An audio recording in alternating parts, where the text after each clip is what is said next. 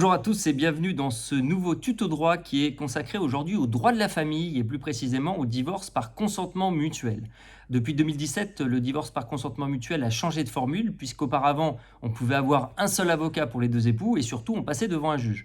Ce n'est plus le cas depuis une réforme de 2017. Maintenant il n'y a plus de passage devant le juge, sauf deux exceptions. La première, c'est lorsque l'un des deux époux n'est pas de nationalité française puisque de nombreux pays ne reconnaissent pas le divorce sans juge, ça c'est la première chose.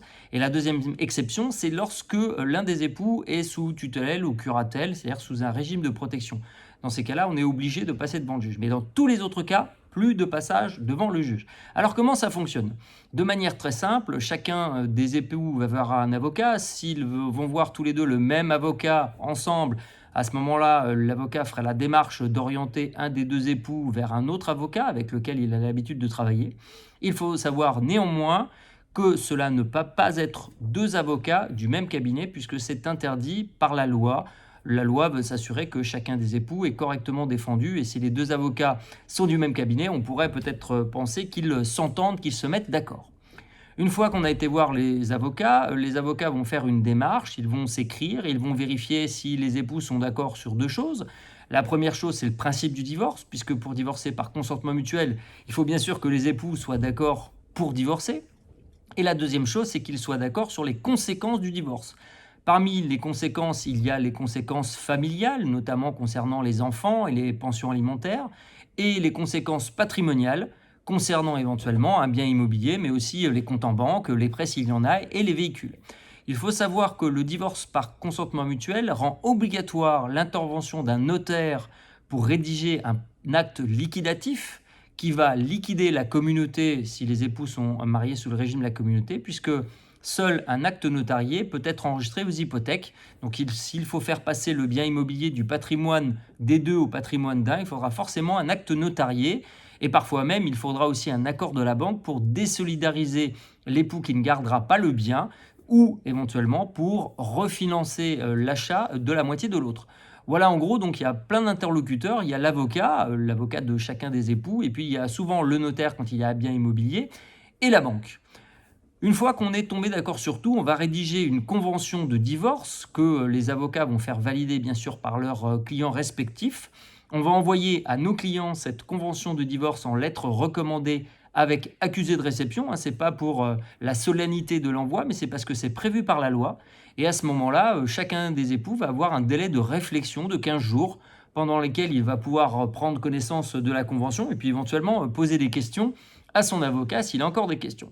Au bout de ces 15 jours, s'il n'y a pas eu de questions particulières ou de rétractation de l'époux qui ne souhaiterait finalement plus divorcer, on va convenir d'un rendez-vous commun avec les deux clients et les deux avocats et on va, lors de ce rendez-vous, signer la convention de divorce en un certain nombre d'exemplaires puisque chacun des époux va repartir avec un exemplaire original de la convention de divorce et de ses annexes, c'est-à-dire les pièces notamment d'état civil et les justificatifs de revenus.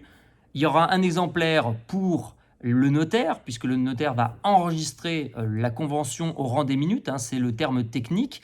S'il n'y a pas de bien immobilier, le notaire ne va s'occuper que de cette démarche qui coûte aujourd'hui 50,40 €. Vous voyez, c'est une somme minime, mais ça permet de s'assurer que cette convention sera conservée pendant 40 ans quelque part, et en l'occurrence, c'est chez le notaire. Avec ce justificatif de l'enregistrement au rang des minutes du notaire, les avocats vont faire une démarche auprès de la mairie où les époux se sont mariés pour que le divorce, par convention sous seing privé, puisqu'on n'est pas devant un juge, soit enregistré en marge de l'acte de mariage et qu'il soit bien mentionné le divorce. Et c'est la mairie de mariage qui va faire le nécessaire auprès des mairies de naissance de chacun des époux pour que, à la fin, soit bien mentionné en marge de l'acte de mariage des époux qu'ils ont été mariés et qu'ils sont maintenant divorcés.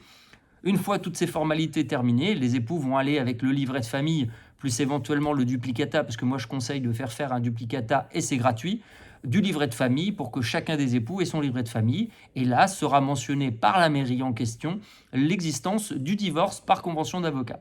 Voilà, donc vous voyez, c'est relativement simple entre guillemets sur le papier. Après, le temps, aujourd'hui, les avocats savent divorcer les époux en 1 mois et demi, 2 mois. Mais vous doutez bien que s'il y a en plus l'intervention d'un acte notarié et l'intervention d'une banque pour racheter un prêt ou pour désolidariser un des époux, ça peut mettre beaucoup plus longtemps. Donc on va dire qu'on peut partir sur à peu près 6 mois si les avocats sont diligents et si tout se passe bien. Voilà, les précisions concernant le divorce par consentement mutuel. Il ne faut pas en avoir peur et comme je le dis souvent, il vaut mieux s'entendre pour se séparer, surtout quand on a des enfants, parce que de toute façon, ce lien qui est indéfectible restera un certain nombre d'années entre vous, donc autant s'entendre.